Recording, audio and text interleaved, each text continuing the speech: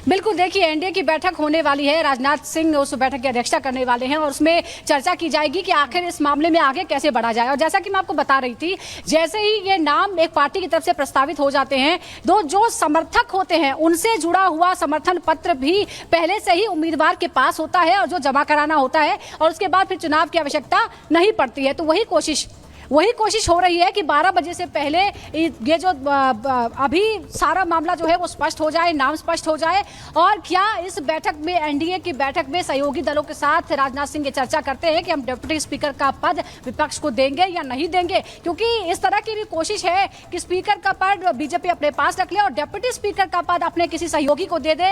हो सकता है कि टीडीपी को दे दे, क्योंकि जेडीयू की तरफ से हरिवंश पहले से ही राज्यसभा में उपसभापति हैं, यानी एक तरह के उपसभापति का पद जेडीयू के पास पहले ही है। तो बचती है बड़ी सहयोगी टीडीपी। तो टीडीपी क्योंकि पहले ये शुरुआत में कहा गया था कि वो स्पीकर का पद मांग रही है, तो हो सकता है कि डिप्टी स्पीकर का पद वो अपने सहयोगी को देना चाहे। लेकिन विपक्ष भी डटा हुआ है और अगर टकराव की स्थिति में नहीं पहुंचना है, टकराव को कम करना है सरकार को, तो डिप्टी स्पीकर के पद पर अब माहौल जो है वो विपक्ष बनाता हुआ नजर आ रहा है, दबाव डालता हुआ नजर आ रहा है। और अब ये सरकार के हाथ में है कि वो क्या चाहती है, वो चुनाव चाहती है या फिर पहले ही दिन जो एक पहली कार्यवाही होने वाली है 18वीं लोकसभा में इस स्पीकर का चुनाव, क्या उसी दिन से वो टकराव के लिए तैयार है। सुजाता, जो यहाँ पर फिलहाल तस्वीर देखने को मिल रही है वो टकराव कम, सहमति के साथ आगे बढ़ने की जो तस्वीर है वो ज्यादा नजर आती है। फिलहाल एनडीए की जो मीटिंग होने वाली है वो बहुत इंपॉर्टेंट है और आप देख भी रहे हैं जो मीटिंग है उसमें किस तरह से कंसेंसस बनाने की कोशिश होगी। कंसेंसस ज्यादा जरूरी है कि जो सहयोगी दल है वो क्या कहते हैं,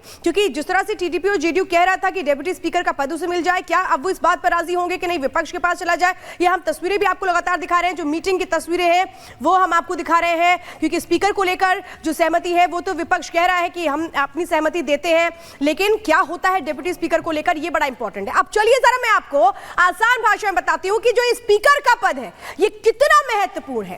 कार्यवाही सुचारू रूप से चले सदन की ये जिम्मेदारी स्पीकर की होती है।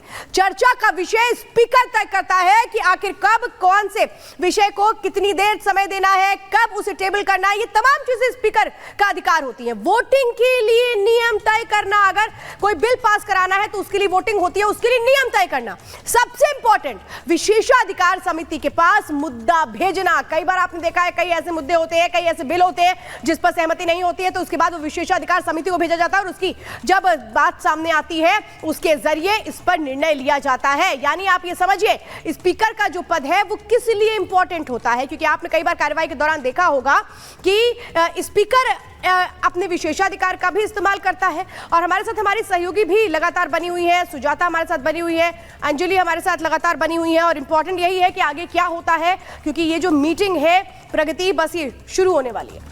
बिल्कुल, और अंजलि सुजाता लगातार बने हुए हैं। अंजलि, खबर मिल रही है कि मीटिंग अब जल्द ही शुरू होगी और मीटिंग में चर्चा होनी है डिप्यूटी स्पीकर के पद को लेकर, क्योंकि विपक्ष की ओर से कहा जा रहा है कि डिप्यूटी स्पीकर का जो पद है उनकी तरफ से होना चाहिए, फिर उन्हें स्पीकर पद से कोई परेशानी नहीं होगी, क्योंकि यहाँ पर देखिए सर्वसम्मति के साथ ही निर्णय लिया जाए, यही कोशिश की जा रही है। कोशिश यही की जा रही है और देखिए